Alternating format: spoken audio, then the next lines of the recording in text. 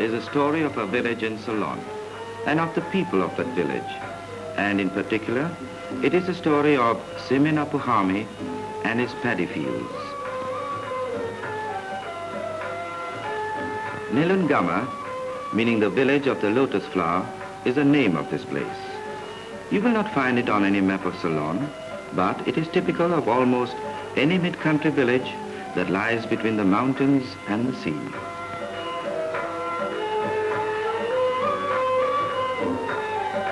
Apuhami, going home, passes the shrine under the bo tree, where people offer flowers to the memory of the Buddha, the teacher, the enlightened one.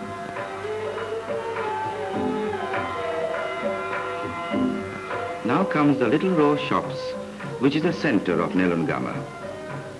Here are the tea boutiques and the eating houses, the tailors' shops and the haberdashers, the grocers and the general stores.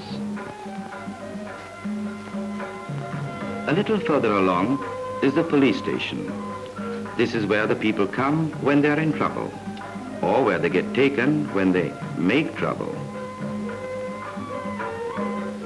And here lives the Ralahami, the headman of the village. May Ralahami, whatever do you think you're doing with that old cart of yours? Why don't you throw it away and buy yourself a new one? I'm putting a new wheel to it.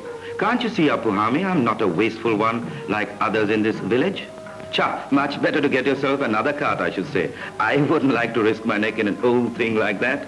What nonsense. You young people should learn to be careful and save money. With a new wheel, it'll last out my lifetime. You'll see.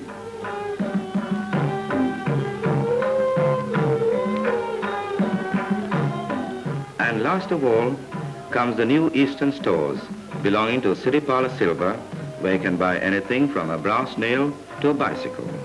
Without doubt, he's the biggest merchant in the village. He owns the paddy fields for miles around, and it is said that half the village is in his debt. Ayyo Mudalali, just 3 days more and I'll pay you everything I owe. Not 1 day more and not 1 cent more, Samawati. Look, you're owing over 6 rupees as it is.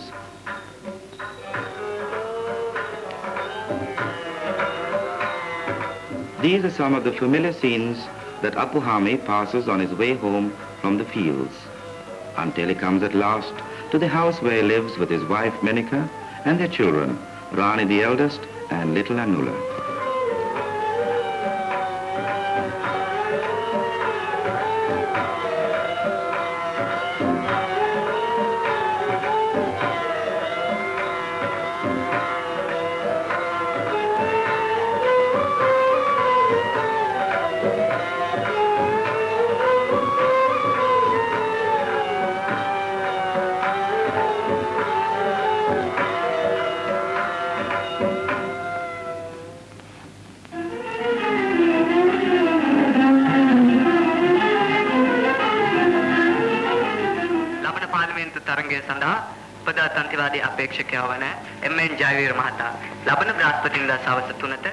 One afternoon, a few weeks later, there was a great noise in the street outside Apuhami's house.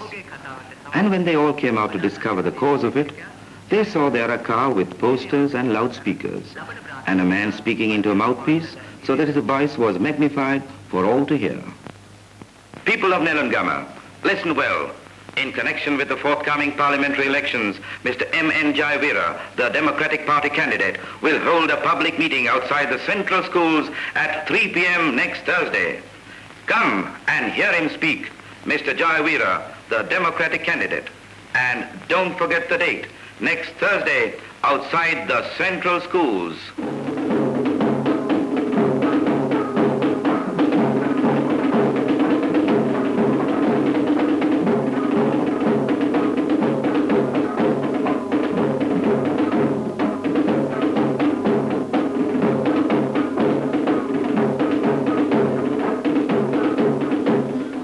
For the next few weeks, the village of Nelumgama, like all the towns and villages all over Ceylon, found itself in the grip of election fever.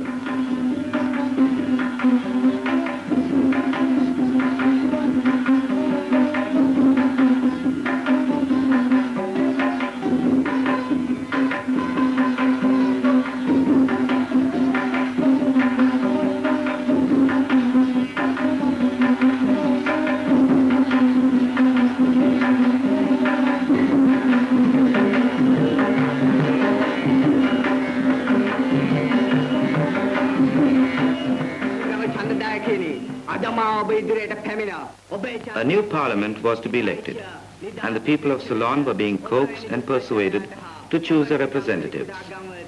Of the two candidates for the votes of Apuhami and the people of Nelumgama, Mr. Senatunga, the independent candidate, said, "I don't believe in parties.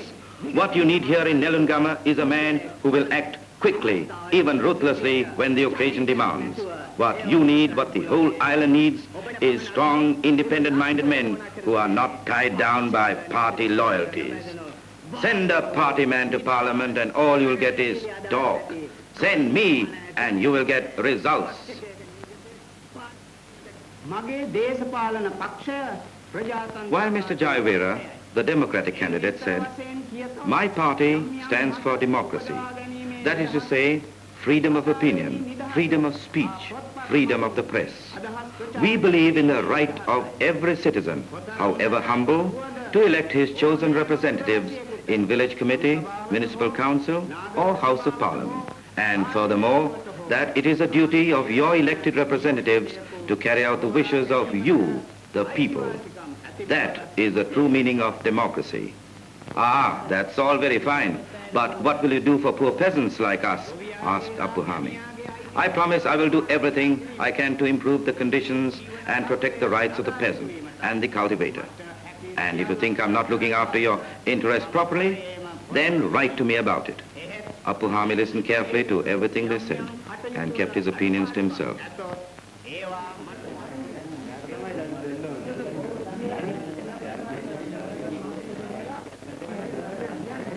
But by the time polling day arrived, he had made up his mind. And first thing in the morning, he and Menika, together with the other villagers in Nelumgama, went to the polling station to cast their votes for the candidate they had chosen.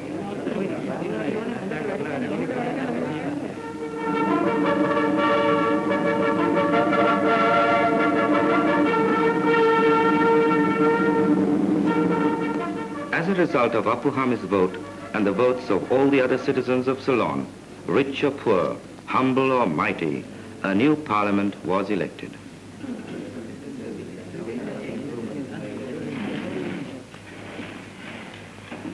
In this parliament, in the chamber of the House of Representatives, Mr. M.N. Jayavira takes the oath as a member for Nelumgama. "I do solemnly, sincerely and truly declare and affirm that I will be faithful and bear true allegiance to Her Majesty the Queen, her heirs and successors according to law."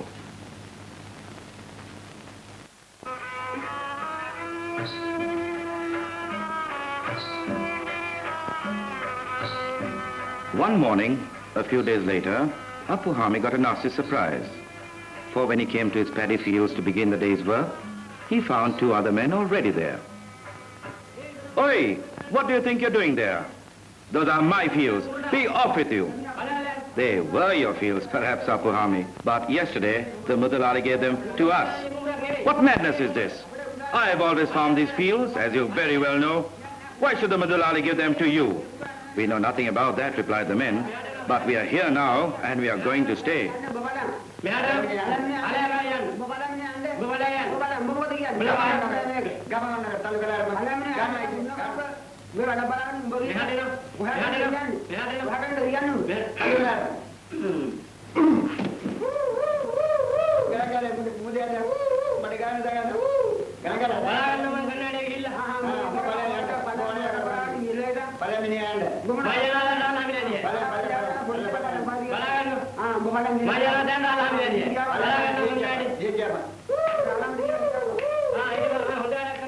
"Look out, Apuhami, look out. You have made an enemy in the village, and you can probably guess who it is."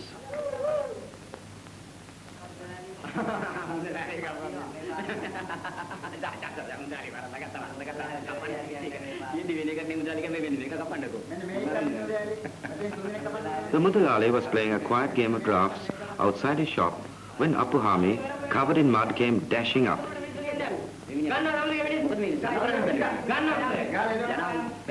But to all Apuhami's angry protests, the Mudalali turned a deaf ear.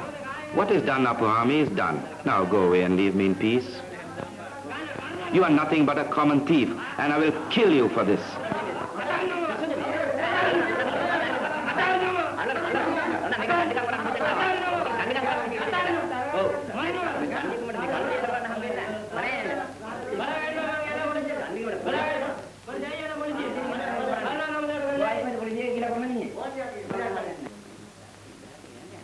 Beside himself with rage, Apu Hami ran to tell his troubles to the village headman.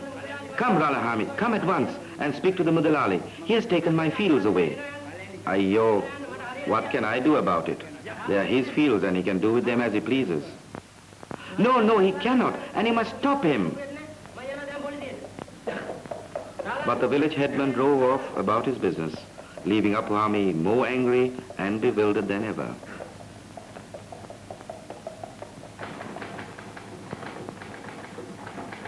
Meanwhile, in Colombo, the Peasant Cultivators Bill is reaching its concluding stages. A select committee of the House, consisting of representatives of all parties, is now considering the final details, and Mr. Jayavira is discussing the clause which deals with the ejectment of tenants from paddy lands. What we want to make certain of here, he is saying, is that no cultivator can be ejected without a full inquiry being held before the proper authority. At this inquiry, both tenant and landlord must be given the opportunity to state their case before proceedings for ejectment can be taken in any court.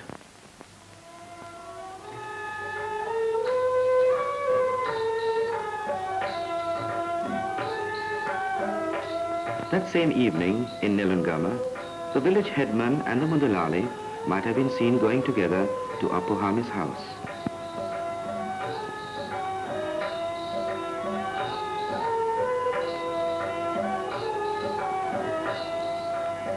Apu Hami was tying up his cows for the night when Rani and Anula came to tell him who had called. He was rather surprised at this news, and still more surprised when the village headman told him that the Mudalali had come to make him an offer. What has the Mudalali got to offer me? Asked Apu Hami. All I want of him is to have my fields back again. And so you may, Apu Hami, so you may, if you will just be patient and listen to what he has to say. Now, as I told you before the Mudalali began, I want to buy this house and garden. It is the only piece of land that suits me, and I'm prepared to pay you well. Look, here are 4,000 rupees. It's double what the place is worth. Now, what do you say to that, Apu Hami? I say, if that is all you have come about, you're wasting your time and mine. Then the headman appealed to Menika. Menika, let us hear what you have to say about this. So Menika settled down and listened carefully to both sides of the story. Now look, Menika, here are 4,000 rupees for this house. With it you could buy another house and still have a lot over to put in the savings bank. Yes, it was a lot of money, and Menika was tempted. But still Apu Hami would have none of it. Now this is my last offer, said the Mudalali. See, here are another 500 rupees. Take it, Apu Hami, take it, they urged him. Then perhaps the Mudalali will give you back the fields. No, I will not be bullied and bribed. Take your money and get out. What an unreasonable fellow, said the Mudalali. Whatever can you do with a chap like that?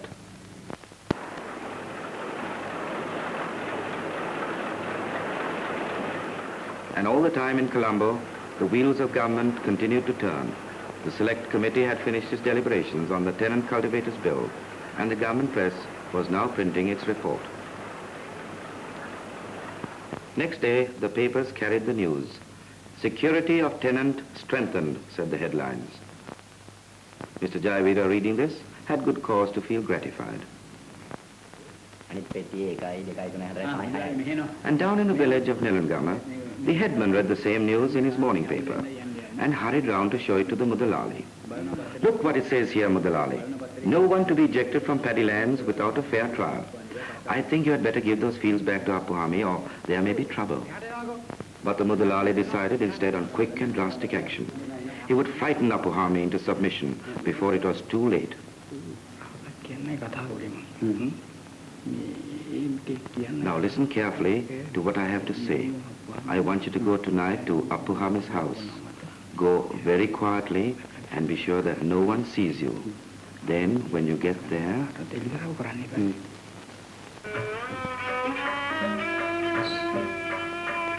Back in the village of Nelumgama, the hubbub and excitement of the election is soon forgotten. The seasons pass, marked only by the ordered course of work in the fields, digging and ploughing, raking and planting, to grow the paddy, which is the chief harvest of their labor and the mainstay of their lives.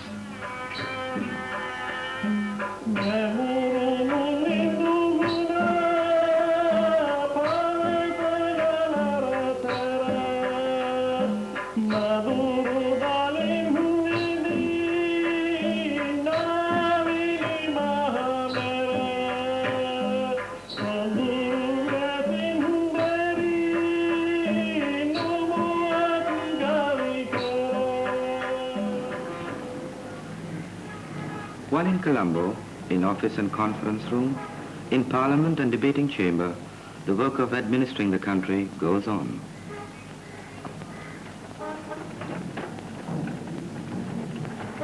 At this very moment, unknown to the villagers of Nelumgama, a bill is being debated in the House of Representatives which will vitally affect their lives, and their member is speaking in the debate.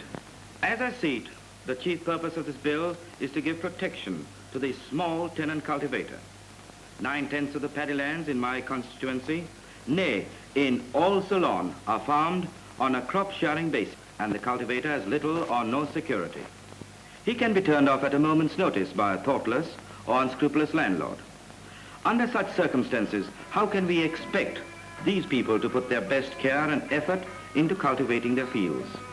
If we are to get the increased food production the country so badly needs, these are the people we must seek to protect by the provisions of this bill. Simin Apuhami is just such a tenant cultivator. All his life he has farmed these fields and farmed them well, as his father and grandfather did before him. But they do not belong to him.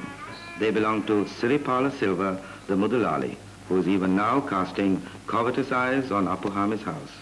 Look out, Apuhami, look out. Menika was at a loss to understand what this could mean. The Mudulali with a surveyor and maps and a measuring tape. It was certainly very odd. Menika was puzzled and suspicious. She would have to tell Apuhami all about it when he came home, but that would not be until later, because after his work in the fields, he would bathe and put on a clean cloth.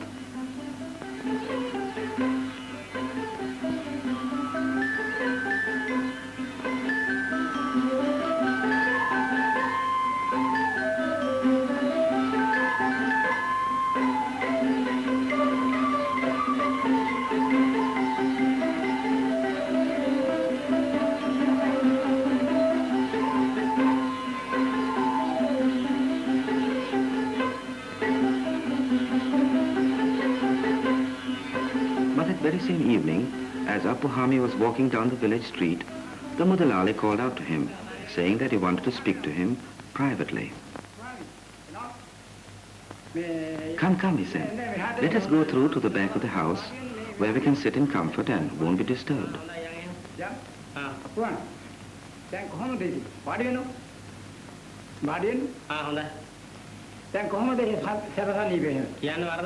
As was to be expected, the conversation opened with the usual compliments and pleasantries. A bottle of arak was brought and cigars offered. How is Menika? The Mudalali asked, and Rani and little Anula. But Apuhami wondered what the Mudalali really wanted to say to him. He knew very well that he wouldn't be given the best seat and a glass of arak just to gossip about his family.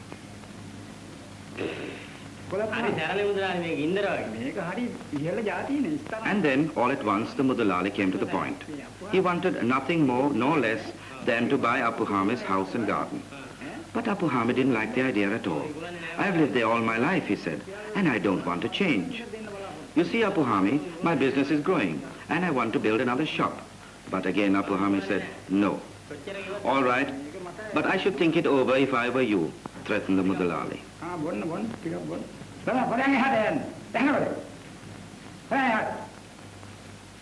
Now listen well, said the Mudalali. We have been good friends for a long time. It would be a pity for us to start quarreling now. But surely there's nothing to quarrel about, replied Apuhami, more puzzled than ever.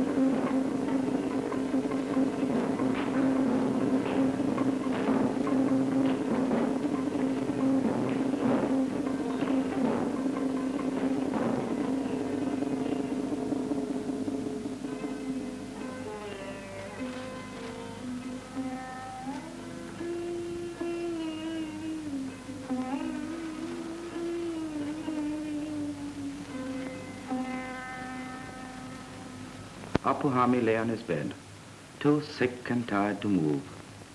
Fonseca, the policeman, came to see him with the village headman, and they listened to his story. And after that, what happened? Fonseca asked. Then they started throwing stones at me. One of them hit me on the head, here. The blood ran into my eyes, and while I was still dazed, they hit me with sticks and knocked me senseless. And then you remember nothing? Are there any witnesses, Rolahami? No, I've asked everywhere. No one has seen or heard anything. Could you identify these men, Apu Hami? It was too dark to be certain, but I think I know. The policeman took all this down and promised to do what he could. Now, rest well, Apu Hami. We'll do our best for you, but we haven't got much to go on. You see a difficulty, don't you, Rolahami? We haven't got any witnesses, and there isn't really enough evidence on which to make an arrest.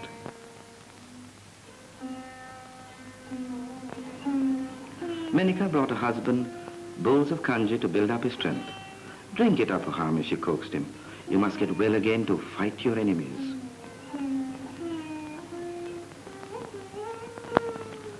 Apu Hami felt that the whole world was against him, and he didn't know where to turn for help.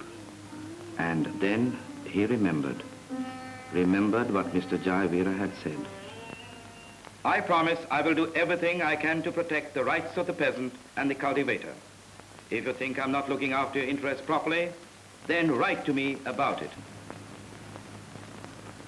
Mr. Jayavira was in the chamber of the house when Apu Hami's letter was brought to him.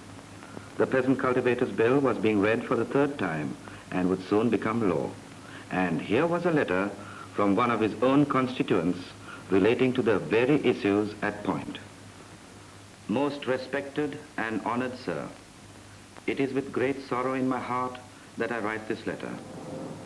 I am in very grievous trouble, and I beg you come at once. My name is Simin Apu Hami, and I'm a villager of Nelumgama. The Mudalali persecutes me because I will not do as he wishes. My fields have been taken away from me, my cattle stolen, my garden crops destroyed. And then I remembered what you said when you came here to speak to us. I know, most honored sir, that you will not fail me. Apu Hami, now convalescent, was mending the handle of his mammoty. Menika and the children were busy shelling ericanuts when they saw a car draw up in the roadway outside their house, and out stepped Mr. Jayavira. With him were the village headman, Fonseca the policeman, and another man, a stranger who carried a camera. They came down the path and into the courtyard, and after the usual greetings had been exchanged, Mr. Jayavira asked Apuhami to tell him about his troubles. "Come with me, sir, and I will show you everything," replied Apuhami. "But it is not only the damage I have suffered that worries me. I am afraid for the safety of my wife and children." Apuhami took them through into the garden and showed them where his cows had been tethered and how the ropes had been cut by the thieves.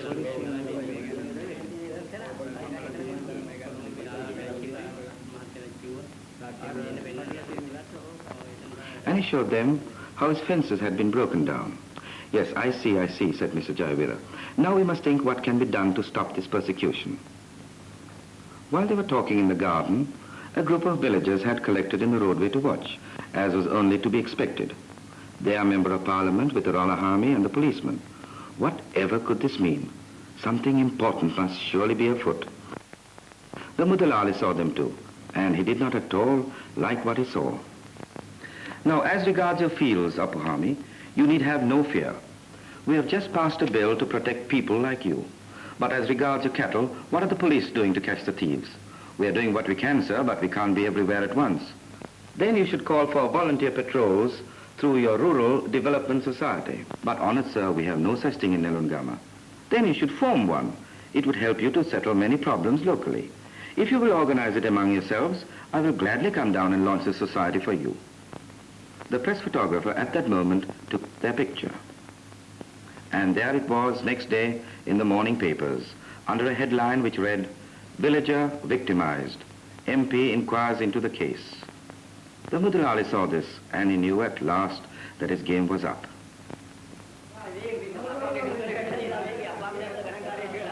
The villagers of Nelumgama saw it too, and came hurrying round to Apuhami's house. "Hey, Apuhami," they cried, "have you seen this? Your picture in the papers. And look what it says. MP to inquire into your case. You're all right now, Apuhami. You're famous." The good news with them. "That's all very well," said Menika. "But what's the use of being famous if your stomach is empty?" And here was the Mudalali coming to join them. He looked worried, and there seemed to be something on his mind as he pushed his way through the crowd and tapped Apuhami on the shoulder.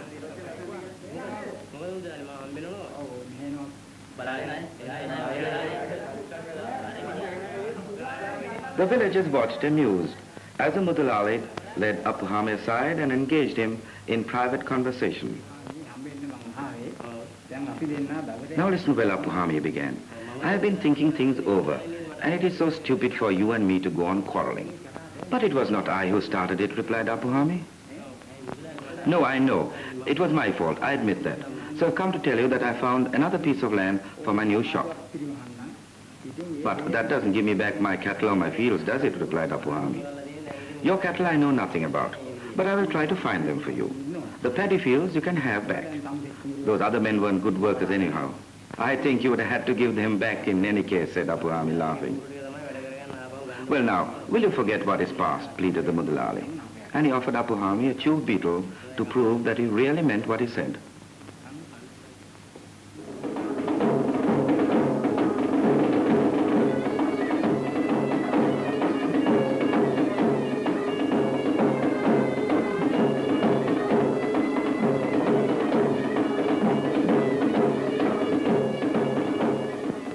So the people of Nelumgama took the advice of their Member of Parliament and formed their own Rural Development Society.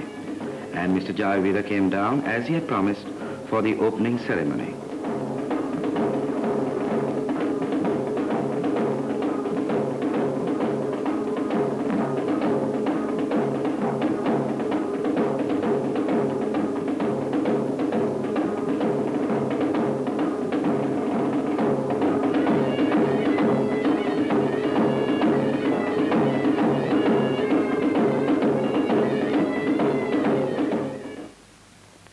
"My friends," he said, "people of Nelumgama, this is a memorable day in the history of your village.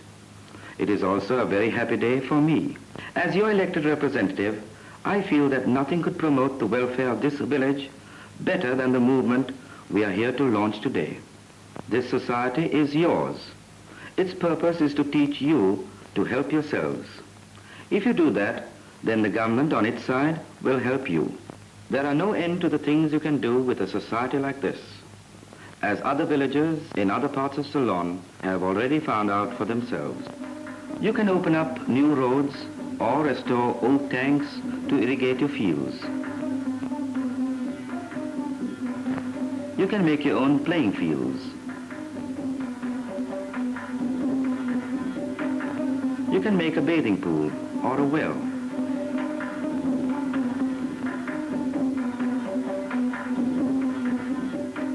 You can teach the women folk how to weave mats or make baskets.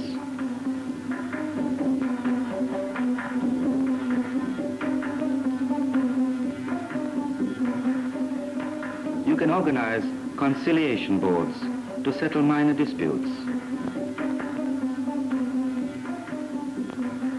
or start a free dispensary for the poor and the needy.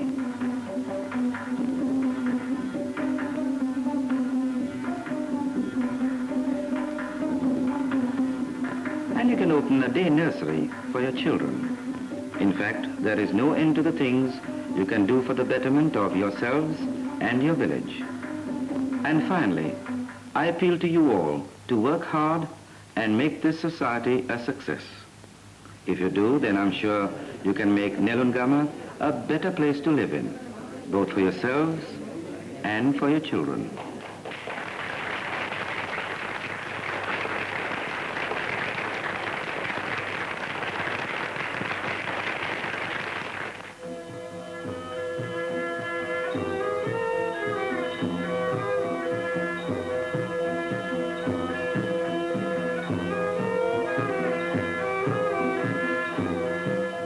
And the end of the story is this. When harvest time came again to Nelumgama, Apuhami and Menika were back again in their old fields, gathering the ripe grain as they had always done, and as they would continue to do so long as they had breath in their bodies.